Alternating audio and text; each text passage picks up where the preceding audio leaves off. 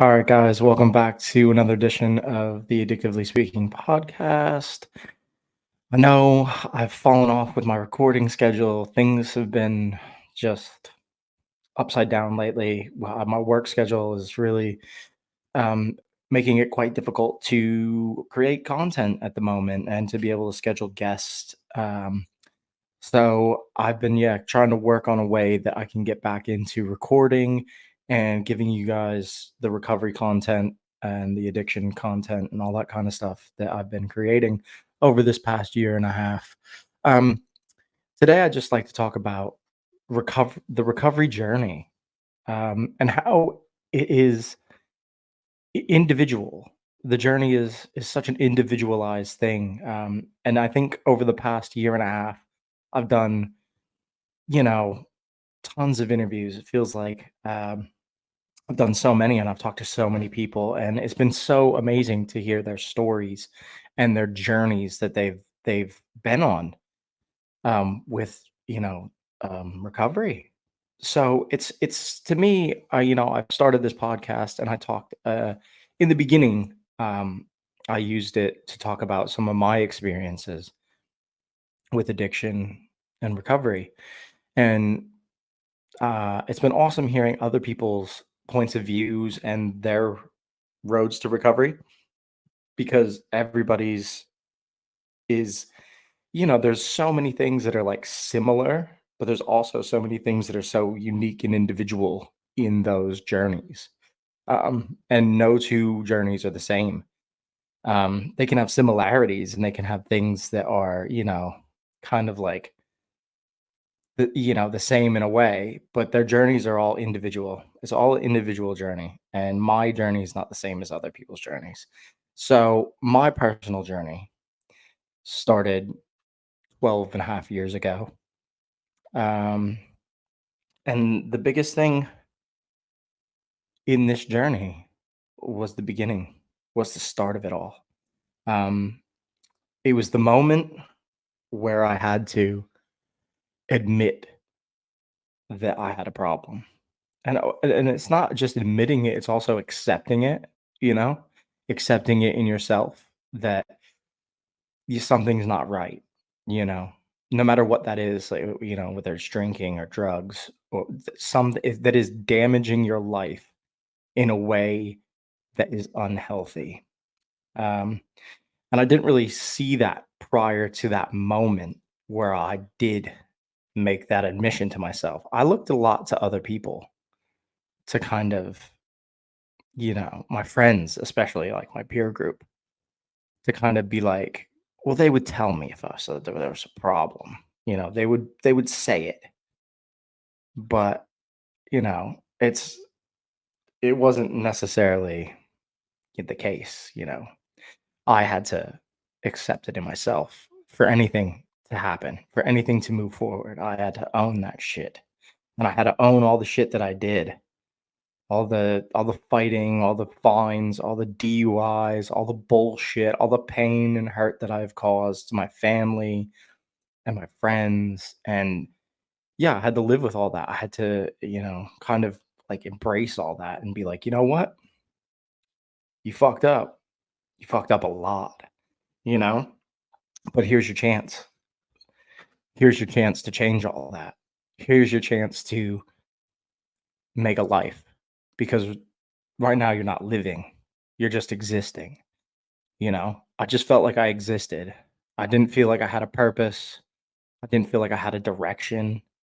Uh, I didn't have any goals. I didn't have anything. I didn't think I deserved anything as well. Like, I didn't think I deserved shit.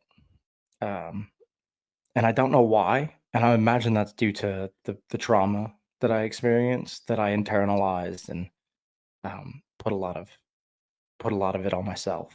Um, so yeah, so that moment that changes everything. And I ask everybody in the thing, when did you realize, when was that moment? And a lot of people have different answers, and a lot of people, went about it a different way. Some people, just quit whatever they were doing and found a fellowship, started a program, found a recovery coach, found God, found something else, um, to inspire their life and to start to rebuild. Um, for me, it was the fact that I thought, like, I'm never gonna have anything that I ever want if I continue down this road. This is gonna be a very lonely place. This is gonna be a very empty place, you know? It's just gonna be you at some point, um, because you'll never be able to keep anybody around you, other than, like, maybe my best friends who would just kind of watch me and, watch the downfall. But, you know, I had to think of something else. I had to think, like, "Is this what my life is? Is this all it's worth?" So I took a lot of that into consideration, and I started to, I quit drinking because I thought if I ever wanted to be a father, a husband, um, if I ever wanted to have any of that in my life, I couldn't drink. I couldn't do it. Those 2 things couldn't coexist. They could not coexist together. One of them would destroy the other. The drinking would destroy the family. It would destroy me. So yeah, so that was my moment where I thought, like, you know, if I make this change, what other things are possible? And once I did that, once I got sober and the months kind of like ticked by and I had all the support and love from my friends and my family, um, man, I just started to get like so excited about being alive and like having these opportunities and being able to like, forge a future, which I didn't have any of those thoughts prior to that moment, you know? I didn't care about a future. I didn't care about any of that shit. I just cared about self-destructing, really. Um, and a lot of people on these recovery journeys, like they have that moment and then they start, making these great changes and they start doing these good things with their life because they've cleared their mind, they've cleared their head, they cleared their body of the bullshit, of the stuff that was destroying them. They've got it out of their system and now they can move forward. And I've been so lucky to have so many people on this podcast, that have written books, that have shared their stories, they've spoken their truth, they've shared their hope. Um, and I think that's just such an amazing thing. And what I've noticed along across the board is that all of them, no matter what their journey, whether it's a fellowship or they got clean and they just stopped, on their own free will, if they use a rehab or whatever their journey entailed, they always feel like they have a sense of purpose to give back, to help others, to go above and beyond, to share their experiences so that somebody else doesn't have to um, go down that road. And I think that's such a unique thing that we all kind of bond on in recovery is that we all have these experiences and they're all different, but we all genuinely want to help other people that were in our position or that are, you know, contemplating sobriety or that are contemplating what it would be like to be sober, to be clean, to be working a program or to whatever the case may be.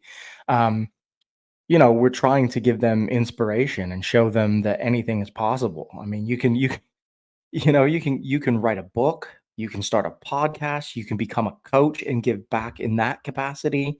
Um, you can do all these things if you get clean and if you really put the work in and do the things that you need to do to build and grow your life. Um, you know, and that's not to say that the journey isn't without struggle. It is. It has struggle.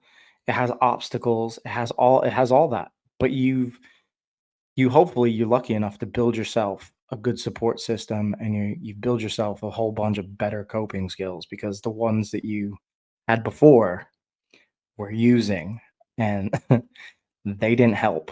They definitely do not help. Um, so moving forward in your journey and being able to find new ways to cope with life, because you kind of like, it's like rebuilding everything all over again, because you kind of start from scratch. Like I started and I didn't have shit. I mean, I had a job, but I didn't really have goals. So I didn't have any purpose to like want to do more, want to do better, or find out what my career was going to be, and I was what, 30, 31 when I did that. And it's, it's late to kind of start figuring shit out in your life. Um, but I got lucky, and I'm a hard worker. Luckily that my dad, um, God rest his soul, instilled those type of values in me, that hard work and dedication is important and it's valued. So I worked really hard and I started to build a career, and I ended up working my way towards management, you know, and doing all that kind of stuff was crazy because I never thought like I'd have a career. I never thought I'd have I'd have a path in life as far as what I wanted to do and what I wanted to achieve. And I just never thought that like I could set these goals and accomplish them, you know, because I was drinking so heavily that there was just no way that I could function at a level that would, I couldn't, I wasn't reliable. I wasn't, uh, I didn't show up to work sober sometimes. Like it was just things that like, obviously I couldn't progress in a life path if I couldn't function in life, in a career path. Like I couldn't do it. I just couldn't manage to do that shit. So, I got sober and I started to be able to really start like ticking some boxes and like doing some things that I really wanted to do, Like I just started like setting goals and like, like stupid stuff, even silly things that were just like personal things that I felt like, oh, it'd be really cool to do. Run a 5K. Then it was like, oh, it'd be really cool to do. Maybe run a 10K. Or a half marathon, or just like set these little challenges and just see if you can, you know accomplish them, because I never had that before. During the addiction part of my life, I didn't have that. I didn't set out to go and do anything other than get super fucked up. um I didn't have any challenges. I didn't have any goals. I didn't have anything, you know I couldn't have relationships. I couldn't have any of that shit. So I got lucky and I started to set out, to forge a path and, become find somebody to love and to respect and to build a life with and build a family with. And I found that and I built a family, and, I moved countries. Uh, um, I started to do all these things in life that I never, ever thought would be possible. Um, so, luckily, I've got to do all those things and I've got to build something that I never thought was actually possible. And I did that with my recovery. That was my journey.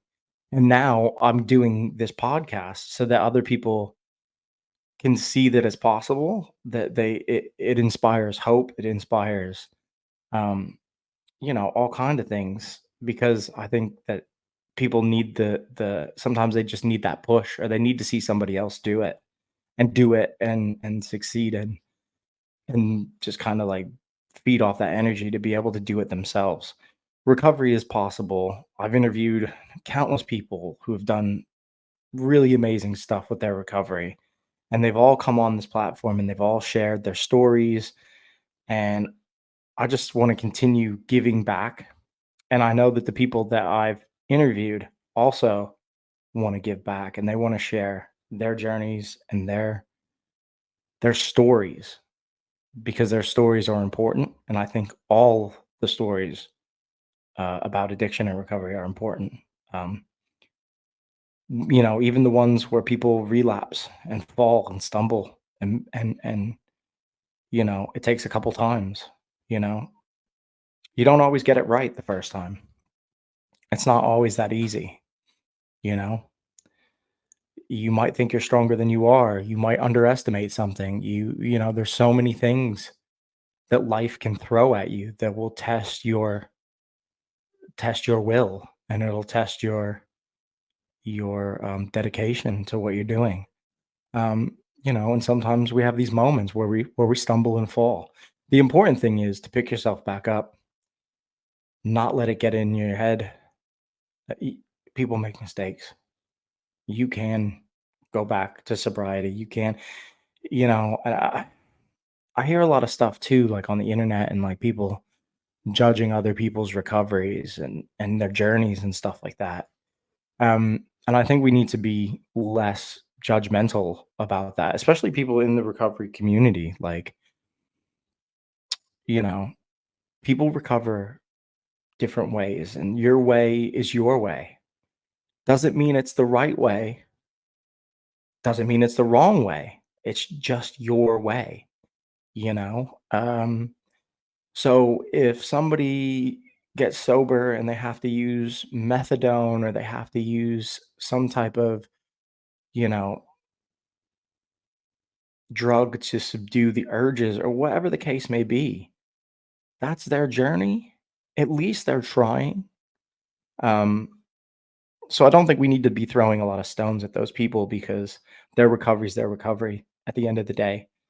They're doing what they need to do to get sober, and that's the road they're taking at the moment, and they'll figure out their path along the way.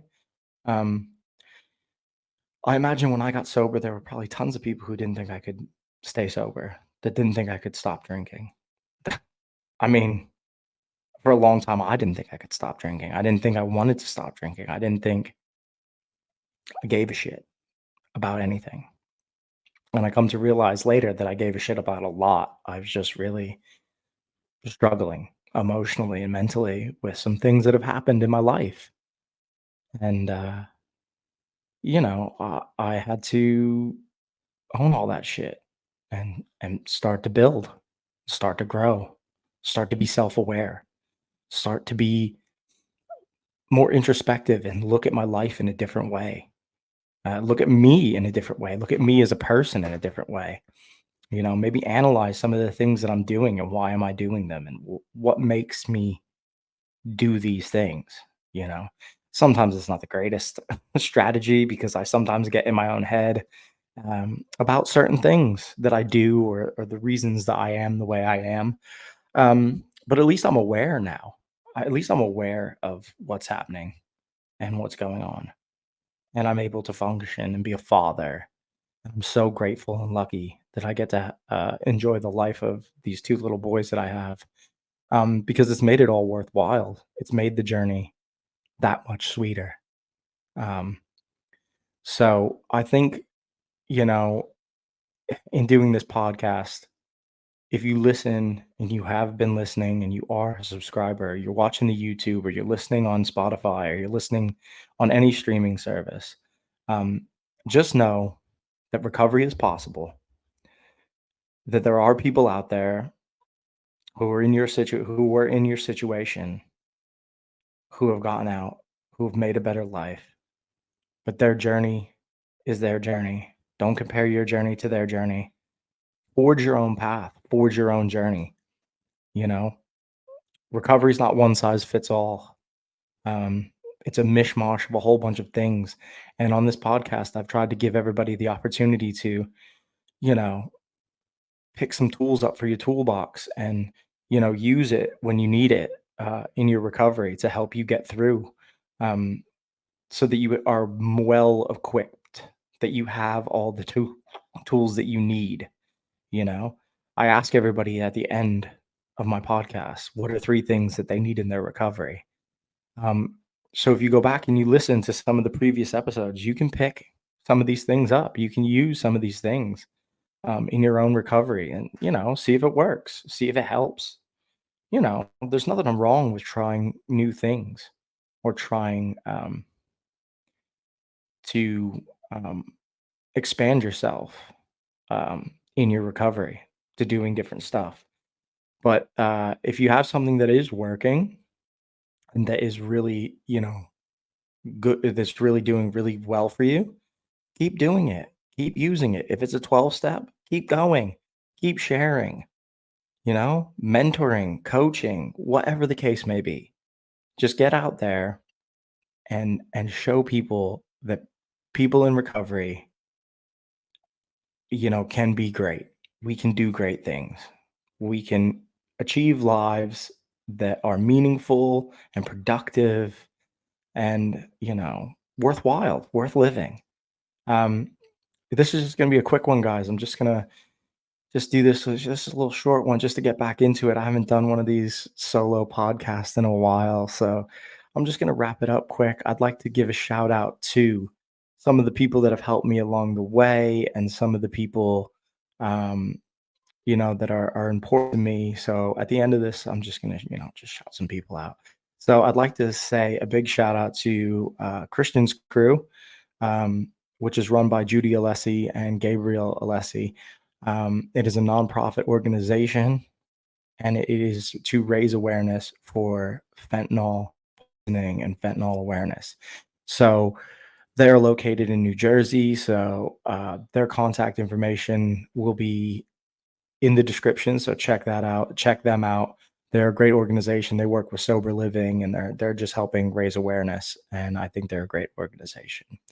And I'd also like to thank um, ABJ podcast, Anthony Blackwell Jr., my guy. He's been helping me do this podcast thing since the beginning. So I truly want to just give him a shout out because I truly appreciate him. My brother, I'd like to shout out my bro because he's always there for me and he's listening and he's always giving me pointers and critique. And I truly appreciate all that he has done for me because he stood by my side. He didn't like me at some points in the in this journey in my life, because of the stuff I was doing, but um, he stood by me, and he's amazing, and I love him. My wife and my kids, absolute blessing in my life. So thankful to have them. My boy Jamal, um, always there for me when I need an ear to bend and somebody to talk to. Um, my best friend Sam, his family, always there for me, always got my back. Um, just some people that I truly love. They've become part of my family. Uh, my boy Miller, uh, always there when I need to talk. So these are some people. I'm lucky that I have such a great support system in my life. So with that being said, if you are following on YouTube, hit the like, hit the subscribe, share it. Uh, the same with any of the social medias, TikTok, whatever. Get out there, share the content, like the content, promote the content. It's the way that we're going to grow and we're going to reach more people and we're going to help more people in recovery. So the more you guys share, the more you guys help, the more exposure we can get, the more guests we can get, and the bigger we can get to help more people. So I want you guys to have a great day and thanks for listening.